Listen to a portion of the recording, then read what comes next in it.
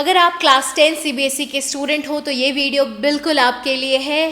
Hello everyone, welcome back to my channel beauty Bhardwaj. और आज हम समझेंगे W.B. येट्स की पोएम फॉर एन ग्रेगरी।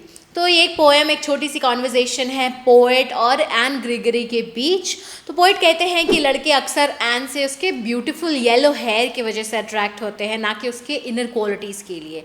फिर उसके बारे में कॉन्वर्जेशन आगे बढ़ती है, तो आइए देखते हैं कि आखिर उस कॉन्वर्जेशन में और क्या होता है। तो पोएम की राइम स्कीम है ABCBDB और इसकी मेन थीम है कि ट्रू लव जो है वो इनर सेल्फ के ऊपर बेस्ड होती है, ना कि लुक्स के ऊपर। तो फर्स्ट स्टैंजा में देखते हैं, never shall a young man thrown into despair by those great honey coloured ramparts at your ear love you for yourself alone and not your yellow hair. तो poet कहते हैं कि कोई भी young लड़का जो है वो ग्रेगरी को से उसके इनर सेल्फ के लिए प्यार नहीं करेगा। उसके अट्रैक्शन का मेन रीज़न हमेशा उसके हनी कलर्ड येलो हेयर ही रहेंगे। ये बाल जो उसके कानों पर इस तरह गिरते हैं जैसे कि एक रैम्पार्ट मीन्स फोर्ट की बाउंड्री वॉल जो होती है, जो उसके रियल पर्सनैलिटी को छुपा देते हैं।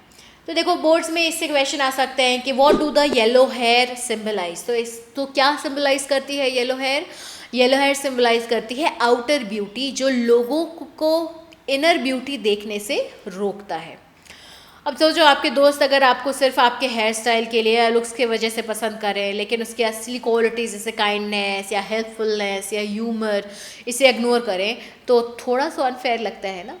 वैसे ही एन ग्रेगरी के साथ भी हो रहा। तो इस पे एन ग्रेगरी कहती है, but I can get a hair dye and set such colour there brown और ब्लैक और carrot that young man in despair may love me for my self alone and not my yellow hair.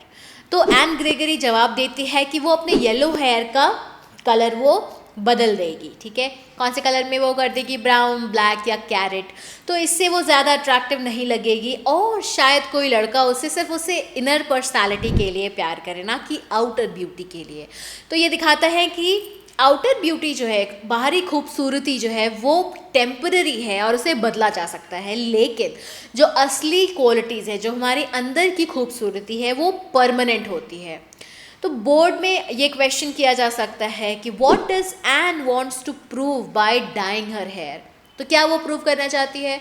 तो वो ये prove करना चाहती है कि जो ट्रू लव है should be based on inner beauty, not physical appearance. Stands the third में देखते हैं, I heard an old religious man but yesternight declare that he had found a text to prove that only God, my dear, could love you for yourself alone and not your yellow hair. तो poet इसे conclude करते हैं कि उन्होंने एक religious आदमी से सुना था कि सिर्फ भगवान ही वो एक है जो कि इंसान को उसके रियल सेल्फ के लिए प्यार करते हैं, ना कि उसके आउटर लुक्स के लिए। मतलब ह्यूमंस अक्सर एक्सटर्नल ब्यूटी में ही अटक जाते हैं, बाहरी खूबसूरती में ही अटक जाते हैं, लेकिन भगवान हमारी इनर क्वालिटीज़ को भी वैल्यू करते हैं। इसमें भी एक सवाल की जा सकती है एग्जाम में कि according to old religious man who can love Anne for her self alone, कौन है वो? तो वो है गॉड। ठीक है, तो रियल लाइफ में भी देखो, दोस्ती या रिश्तों में जब लोग सिर्फ अपीयरेंस या फैशन सेंस या पैसों को देख के अगर इम्प्रेस होते हैं तो वो बहुत ही टेम्पररी होता है, लेकिन जब कोई आपकी नेचर, ऑनेस्टी और बिहेवियर के लिए रिस्पेक्ट करे तो वो ही रियल कनेक्शन होता है।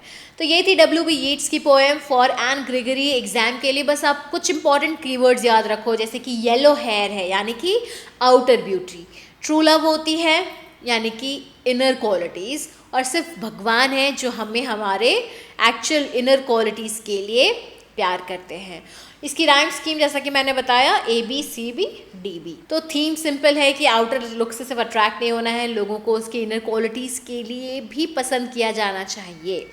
और अगर आपको लगता है कि आज के टाइम में भी लोग ज़्यादा आउटर लुक्स को जज करते हैं तो कमेंट्स में येलो इमोजी ड्रॉप करो, और वीडियो पसंद आई तो लाइक करो, शेयर करो और सब्सक्राइब करना मत भूलो for more class 10 poem explanations. Till then bye bye, take care.